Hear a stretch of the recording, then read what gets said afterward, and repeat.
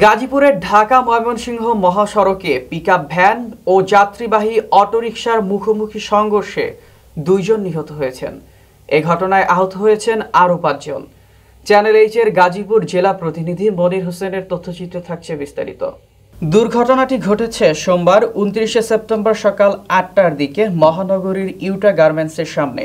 নিহতরা হলেন গাজীপুর মহানগরীর দক্ষিণ শালনা এলাকার ইউসুফ আলীর ছেলে এমদাদুল হক এবং একজন অজ্ঞাত পরিচয়ধারী নারী।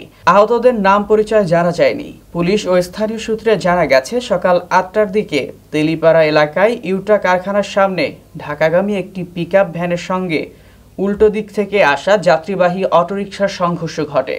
এতে ঘটনাস্থলে 2 জনের মৃত্যু হয় এবং আহত 4 থেকে 5 জনকে উদ্ধার করে হাসপাতালে পাঠানো হয়।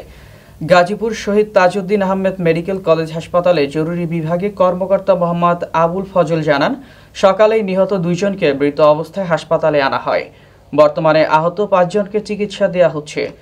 গাজীপুর সদর থানার ভারপ্রাপ্ত কর্মকর্তা মেহেদী হাসান বলেন, সড়ক দুর্ঘটনায় 2 জনের মৃত্যু হয়েছে। নিহতদের লাশ উদ্ধার করা হয়েছে এবং এ বিষয়ে আইনগত ব্যবস্থা প্রক্রিয়াধীন।